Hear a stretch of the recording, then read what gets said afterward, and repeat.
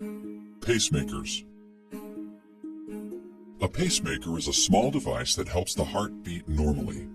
In a normal heart, electrical signals tell your heart to pump blood in a certain rhythm. If those electrical signals are disrupted, the rhythm can change. When this happens, your heart may not beat well enough to pump blood to all parts of your body. This can lead to symptoms like fatigue, shortness of breath, or fainting. A pacemaker is a small, battery-powered device that creates electrical currents that keep the heart beating at a normal rhythm. The device is put under the skin of your chest. Flexible wires, called leads, run from the pacemaker to your heart. When the pacemaker detects that your heart rate is too slow, it sends a small electrical pulse to your heart. You might need a pacemaker if you sometimes have an abnormal heart rate that causes symptoms.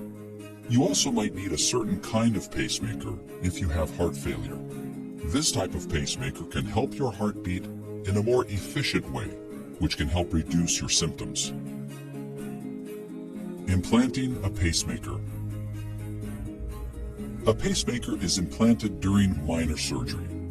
You're given medicine to help you relax and to numb your chest. Your healthcare provider makes a small cut in the skin of your chest. The leads are threaded through a vein and sent into the heart. The pacemaker is then placed just under your skin. It's tested, and then the cut is closed. You may go home when your healthcare provider says it's okay. Your provider will give you specific instructions about follow-up care.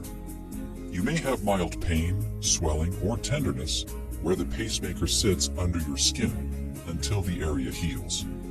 Most people return to their normal life within a few days. But your healthcare provider may advise that you avoid certain activities, such as heavy lifting, until the area heals completely. That usually takes about 6 weeks. Living with a pacemaker. You will need regular checkups to make sure your pacemaker works properly. Let your provider know right away if you faint or feel like you might faint. You may notice when your pacemaker sends an electrical pulse, but it shouldn't be painful. The pacemaker keeps a record of your heart's electrical activity, which can help your provider plan your treatment. You may need minor surgery to replace your pacemaker box in about 10 years. In rare cases, the pacemaker will need to be replaced if it stops working before this time. Tell your healthcare provider if you begin having symptoms of heart rhythm problems again. Let all of your healthcare providers know about your pacemaker. Always carry an ID card or bracelet with information about your pacemaker. Medical devices and other equipment with strong magnets or strong electrical fields can disrupt your pacemaker.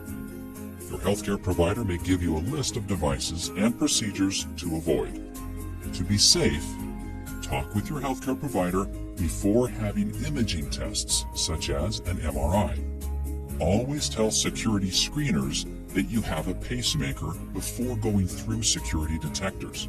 Detectors are usually safe for pacemakers, but the small amount of metal in the pacemaker and leads may set off the alarm. Don't carry a cell phone in your breast pocket over your pacemaker. Cell phones don't seem to affect pacemakers or the pulse generator, but it's best to keep cell phones at least 6 inches away from your pacemaker. Always contact your healthcare provider if you have any questions about using any equipment near your pacemaker. Things to remember. You might need a pacemaker if you have certain abnormal heart rhythms. A pacemaker sends a small pulse of electricity to regulate your heart rhythm if it's too slow. Tell your healthcare provider if you begin having symptoms of heart rhythm problems again.